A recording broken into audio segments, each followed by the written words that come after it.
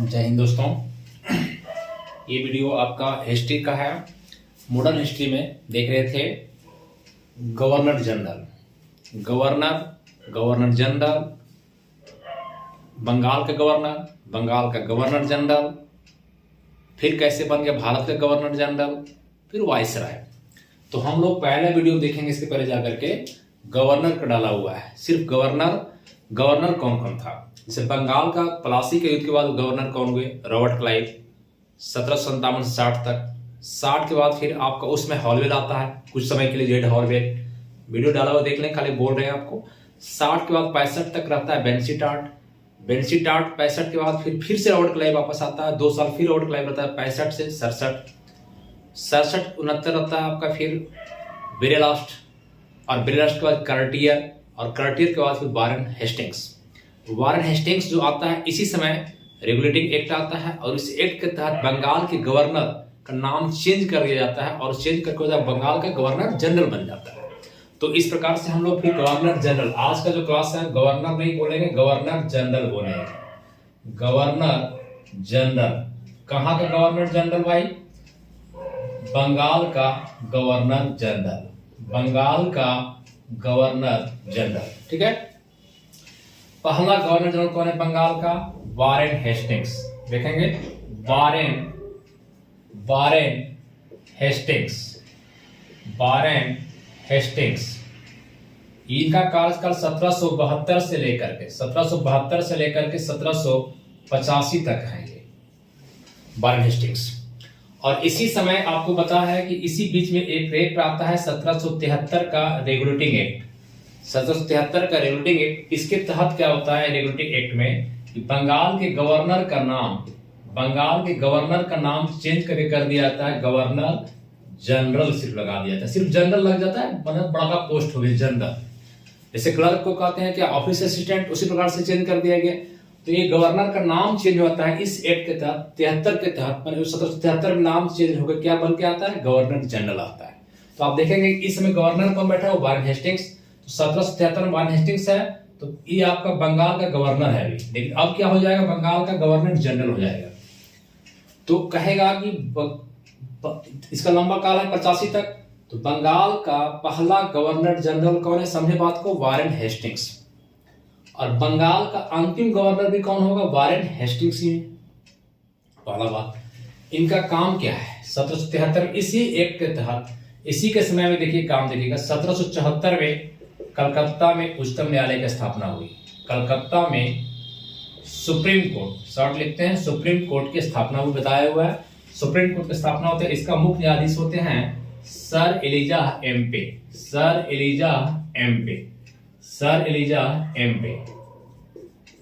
मुख्य न्यायाधीश कौन है? Sir Elijah Impey. इसी के टाइम में 1781 में, 1780 देखिए पहले, 1780 में पहला समाचार पत्र आता है बंगाल गजट। भारत में पहला समाचार पत्र आता है बंगाल गजट, जिसका आपका ये निकाले थे जेम्स अगस्त हिक्की।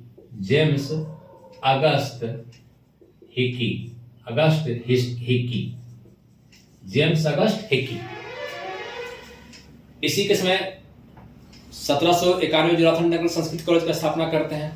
1781 में पहली बार इसी के समय कार्यकाल में मदरसा स्थापित, कलकत्ता में एक आपका क्या मानता है?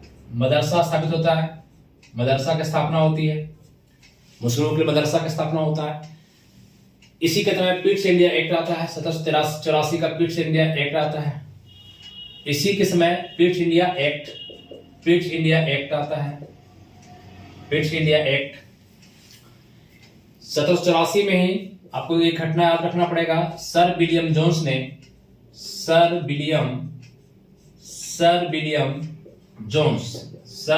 जोन्स ने एशियाटिक सोसाइटी ऑफ बंगाल की स्थापना की। लिखेंगे एशियाटिक सोसाइटी ऑफ बंगाल की स्थापना की।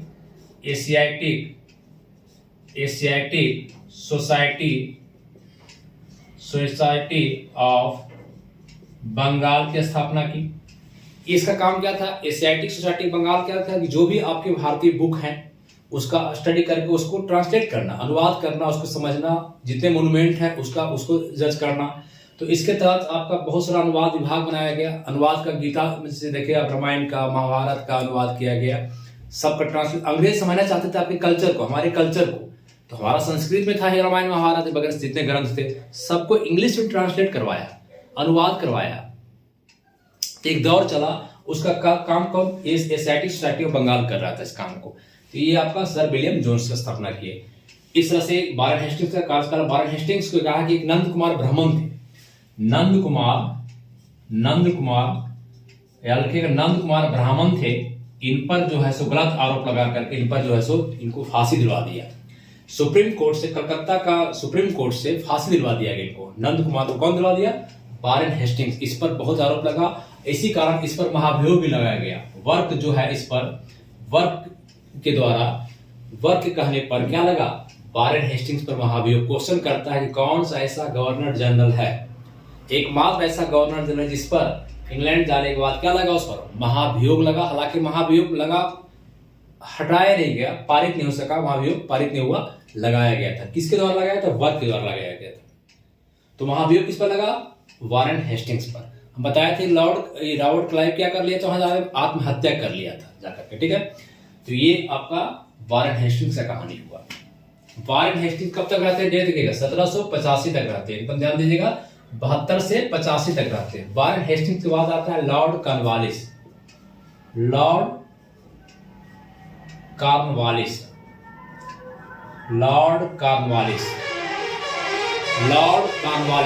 इनका कार्यकाल है 1786 से 1793 तक। 1786 से 1793। अब इस टाइम में सब ये आपको याद हो जाएगा, सिर्फ खाली टाइम पीरियड देखें, ध्यान दीजिएगा। लॉर्ड कॉर्नवालिस को कहा जाता है पुलिस सेवा का जनक, पुलिस सेवा का जनक। दरोगा पद ही लाए थे, दारोगा का पद बनाए थे, जो दरोगा का आपके पद है। पुलिस सेवा के जनक हैं, सिविल सेवा के जनक हैं यही आपका कॉर्नवालिस संहिता लाए, कॉर्नवालिस कोड लाया गया, कोड का ये संहिता लाया गया। इसके तहत जो है सो कानून को अलग किया गया, पृथक किया गया, नियम कानून को अलग किया गया सबको, ठीक है। कॉर्नवालिस कोड लाया गया। लॉर्ड कॉर्नवालिस के तहत ही अस्थाई बंदोबस्त लागू किया गया। अस्थाई बंदोबस्त, अब समझिए बात को, अस्थाई बंदोबस्त क्या है? अस्थाई बंदोबस्त कौन लाया? ये, हालांकि जॉन सॉर इसमें मदद किए थे, इसमें, और अस्थाई बंदोबस्त लाया गया। तो ये अस्थाई बंदोबस्त का ये जमींदारों के साथ था, इसको जमींदारी प्रथा भी कह सकते हैं, जमींदार के साथ था। ये अस्थाई बंदोबस्त 10 साल के लिए आपका परमानेंट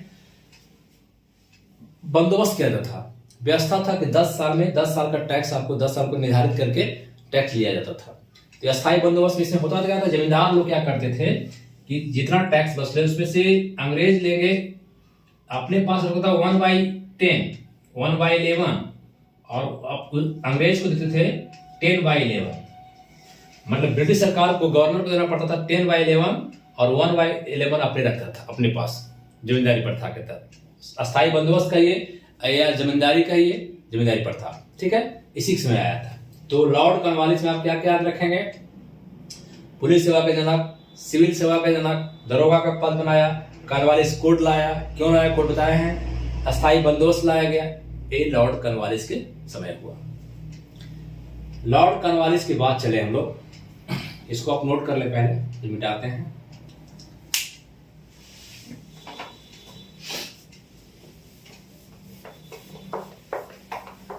लॉर्ड कॉर्नवालिस 93। फिर आते हैं सर जॉन सोर 92 से रहेंगे 98 तक। सर जॉन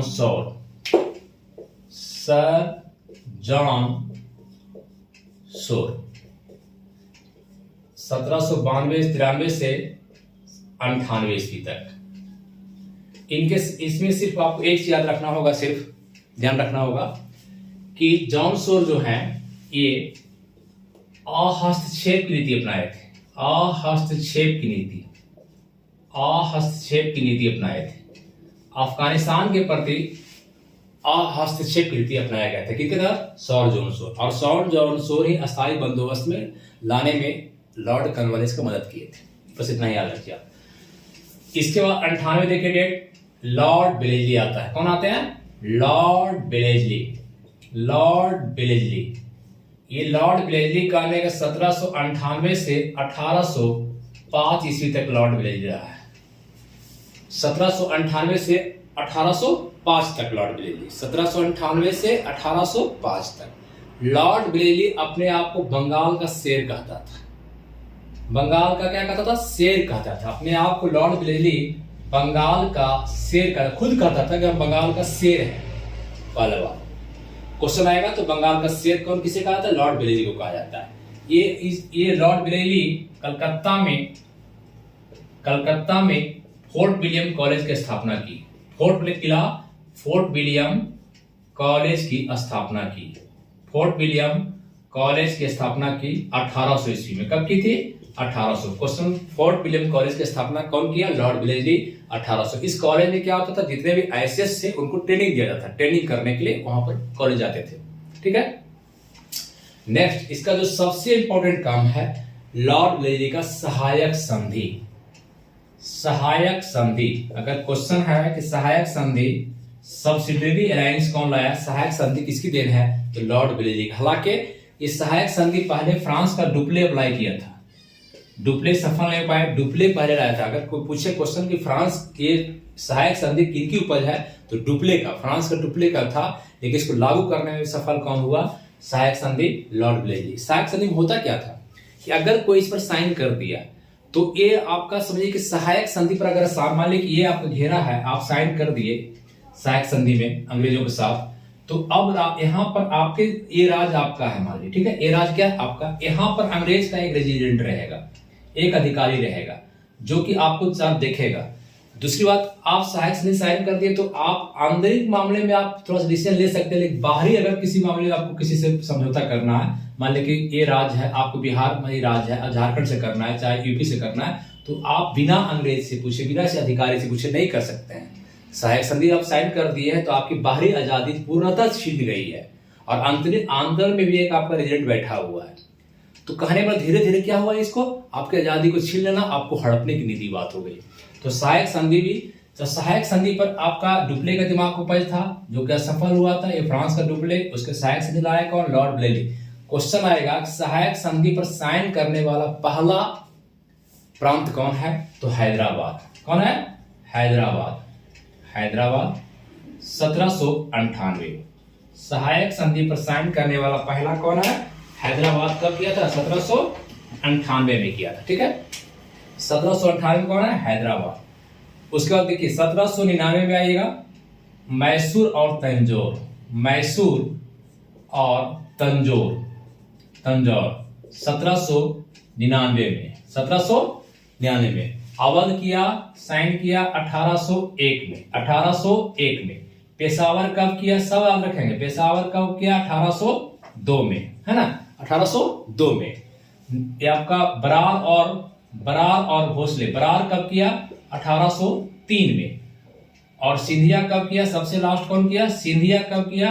1804 में, 1804 में। तो लास्ट साइन कौन किया? सिंधिया। और पहला कौन किया? तो पहला इंपॉर्टेंट ज्यादा है, पहला साइन करने वाला कौन? हैदराबाद। कौन नहीं साइन किया ये क्वेश्चन करेगा। इंदौर का होलकर ने इस पर साइन, इंदौर का जो होलकर था वो साइन नहीं किया इस पर। ठीक है, तो सहायक संधि पर साइन के लिए पहला कौन है प्रांत? हैदराबाद। 1798 साइन नहीं करने वाला इंदौर का होलकर। और 1799 में कौन किया? मैसूर तंजौर। 1801 में अवध, 1802 में पेशावर, 1803 में नागपुर और बरार, और फिर 1804 में सिंधिया साइन किया। ये लॉर्ड बेलेजली की काम हुआ सहायक संधि। अब आगे बढ़िए 1805 में आइए। 1805 यहां पर है sir George Barlow. Sir George Barlow, sir George Barlow 1805 से 7 2 साल रहते हैं, 7 तक। 1805 से कितना रहते हैं? 7 तक रहते हैं। ठीक है, 1805 से 7 तक। सर जॉर्ज बार्लो के समय क्या हुआ था? एक घटना रखेगा, बेल्लौर का विद्रोह हुआ। बेल्लौर कर्नाटक में, बिलौर में विद्रोह हुआ था 1806 में। 1806 में जो हुआ था, माथे पर पगड़ी लगाने का, माथे पर पगड़ी पहनने से भारतीय एक परंपरावादी देश रहा है, रूढ़िवादी देश रहा है, और ये मानता था कि पगड़ी लगाना मेरा पहचान है, टीका लगाना, गंगा नहीं पार करेंगे, नदी मेरी माँ है, ये सब पर अंग्रेज बैन लगाता था। टीका नहीं लगाना है, माथा में टीका नहीं लगाना, पगड़ी नहीं पहनना है, मतलब कुछ जिससे आपको अलग पहचान मिल जाए, ये काम नहीं करना है। इसके खिलाफ विद्रोह किया था पहला बार बेल्लौर में 1806 में किया था विद्रोह। तो सर जॉर्ज बोरलॉग में क्या हुआ, बेल्लौर में विद्रोह हुआ। इस बात को सारा नोट करें आप। नेक्स्ट हम इसको देखते हैं आगे। चलिए दिखा दे।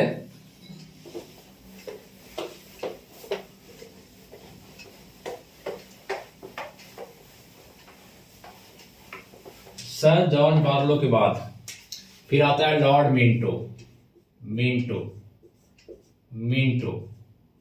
मिंटो 1807 से 13 तक, 1807 से 1813 तक।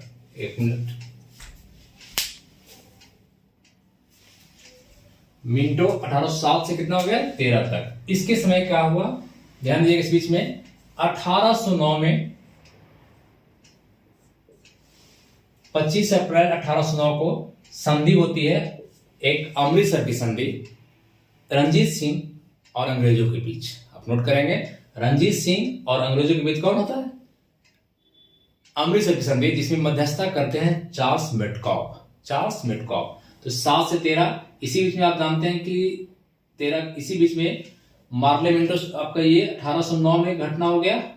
चलिए ठीक है, आना दीजिए। लॉर्ड मिंटो के बाद आई 13 के बाद आई लॉर्ड हेस्टिंग्स।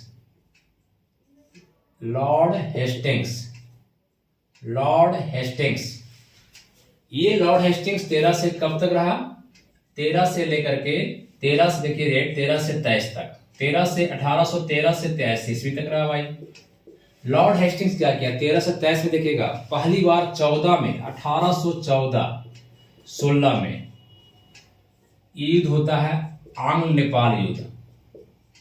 आंग्ल माने अंग्रेज और नेपाल के साथ युद्ध होता है, आंग्ल नेपाल युद्ध होता है। और इस युद्ध में आपका ये युद्ध समाप्त कैसे होता है, तो सुगौली की संधि, कौन संधि, सुगौली की संधि के तहत समाप्त किया जाता है। सुगौली की संधि कब हुआ,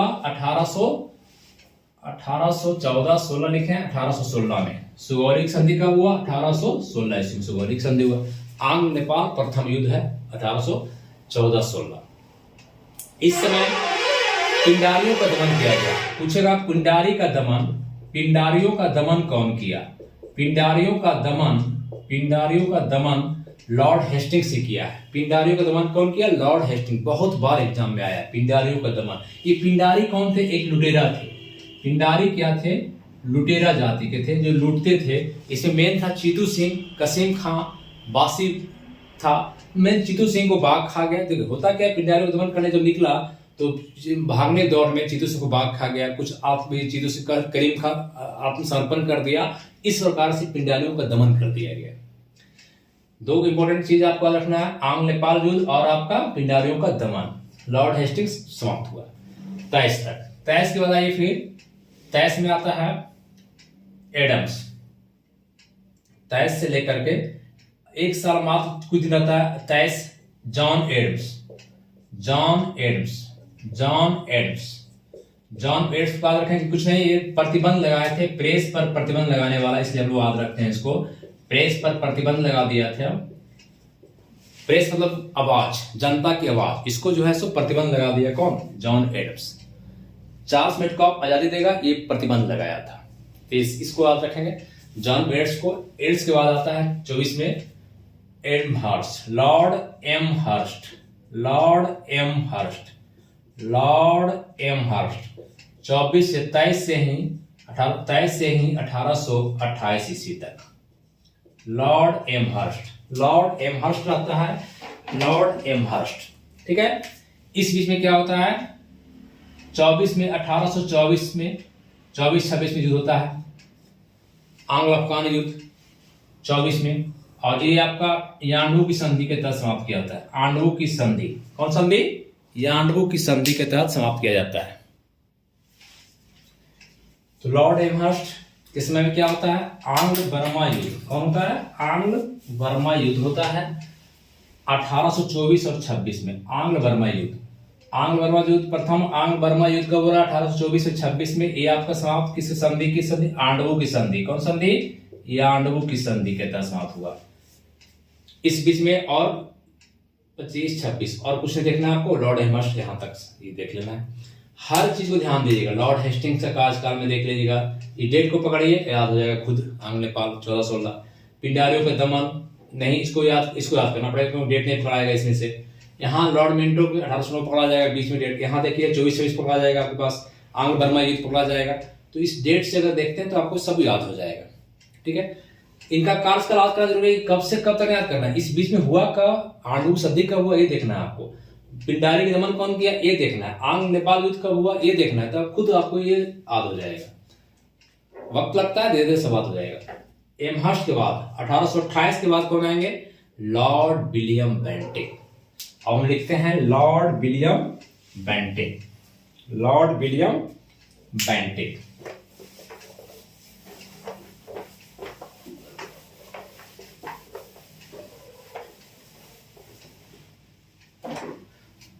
Lord William Bentinck. Lord William Bentinck, इनका कार्यकाल है 1828 से 1835 तक। यहां देखेंगे, इस डेट से देखें आप पहली बार। 28 में कुछ नहीं देखना, 1829 में आपको देखना है। 1829 में सती प्रथा पर बैन लगाया गया। सती प्रथा पर बैन लगा। अगर पूछेगा कौन सा नियम, तो नियम आप याद रखेंगे 17 तहत, नियम 17 के तहत। 1829 में सती प्रथा सब समझते हैं, है ना। ये आपको ऑनलाइन क्लास में इतना क्या है सती प्रथा इतना बताने का टाइम नहीं है, ऑफलाइन बता सकते हैं बढ़िया से। ठीक है, तो सती प्रथा का इतिहास कहाँ? एरन अभिलेख कब मिला? इसके बहुत साक्ष्य। एरन अभिलेख 510 ईस्वी का भानुगुप्त का एरन अभिलेख है। उसका दोस्त गोपीराज है, गोपीराज की पत्नी मर जाती है, गोपीराज मर जाता है, उसकी पत्नी जो सती हो जाती है, पहला प्रमाण मिला। तो सती प्रथा का पहला प्रमाण मिलता है एरन अभिलेख में। राजा राम मोहन राय के प्रयास से सती प्रथा को बैन लगाया कौन? Lord William Bentinck. क्योंकि राजा राम मोहन राय का भाई एक्सपायर कर गए और भाभी को जिंदा जला दिया गया, जबकि राजा राम मोहन राय उसमें नहीं थे। और इसके कारण राजा राम मोहन राय प्रयास किए और लॉर्ड विलियम बेंटिक ने बैन लगाया। सती प्रथा पर कब बैन लगा? 1829। इस बात को 1829 सती प्रथा किस नियम के तहत? 17 के तहत। 1830 में ठगी प्रथा, ठगने वाला प्रथा समाप्त किया गया इसी के समय। एक प्रयास से, किसके प्रयास से? यहाँ प्रयास किया था कर्नल सलीमैन, प्रयास किया था कर्नल सलीमैन के प्रयास से। कर्नल सलीमैन के प्रयास से ठगी प्रथा और राजा राम मोहन राय के प्रयास से सती प्रथा को बैन लगाया गया।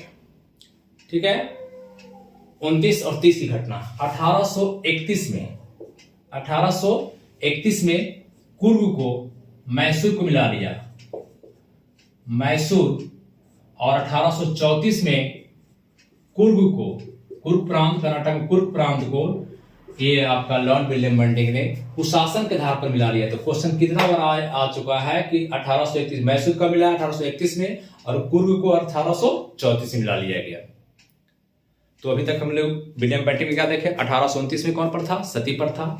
1830 में कौन प्रथा? ठगी प्रथा। 30 हो गया, 31 डेट पकड़े। 31 में किसको मिलाया? मैसूर। और 34 में कुर्ग को मिलाया। अब देखिए क्या होता है। 1831 के बाद आई 34 लास्ट डेट ले लिए वो, 32 नहीं, 1833 इंपॉर्टेंट है। 1833 में एक अधिनियम आता है, जो अधिनियम पढ़ा है पॉलिटी में देखिएगा। 1833 का अधिनियम के तहत, इस एक्ट के तहत बंगाल के गवर्नर जनरल का नाम चेंज करके हो जाता है भारत का गवर्नर जनरल। बंगाल के गवर्नर जनरल का नाम चेंज करके हो जाता है भारत का गवर्नर जनरल। भारत का गवर्नर जनरल। इस प्रकार से भारत का प्रथम गवर्नर जनरल हो गए कौन? Lord William Bentinck. और बंगाल का अंतिम गवर्नर जनरल भी लॉर्ड विलियम बेंटिक। 1833 का अधिनियम के तहत आता है। ठीक है, ये सब कहानी 1833 34 में कुर्ग में मिलाया और 35 समाप्त हुआ। ये इतना ही, जिसमें सती प्रथा, ठगी प्रथा, मैसूर, कुर्ग, भारत का प्रथम governor general Lord William Bentinck समाप्त। तो अब भारत का गवर्नर लॉर्ड विलियम बेंटिक हो गया। इसके बाद नेक्स्ट क्लास में यहाँ तक छोड़ देते हैं, लंबा क्लास नहीं लेना है। लॉर्ड विलियम बेंटिक याद रखें 1835 के बाद आएगा चार्ल्स मेटकॉफ। चार्ल्स मेटकॉफ जिन्हें प्रेस की स्वतंत्रता का जनक कहा जाता है। प्रेस की स्वतंत्रता का जनक कहा जाता है। ये आपका 1835 में रहते हैं, मात्र एक साल 1835 में। उसके बाद फिर आगे देखेंगे। यही क्लास छोड़ते हैं, आप ध्यान रखेंगे, नेक्स्ट वीडियो में आपको बताया जाएगा। ठीक है, एक बार रिवीजन करें, 2 बार रिवीजन करें, आपको खुद न खुद याद हो जाएगा। सोचना शुरू करें, खुद याद हो जाएगा दोस्तों। ठीक है, प्रयास कर रहे हैं कि आप तक वीडियो पहुंच पाए अच्छी तरह से। चैनल को थोड़ा सा सब्सक्राइब, लाइक करते रहें। ठीक है, थैंक यू।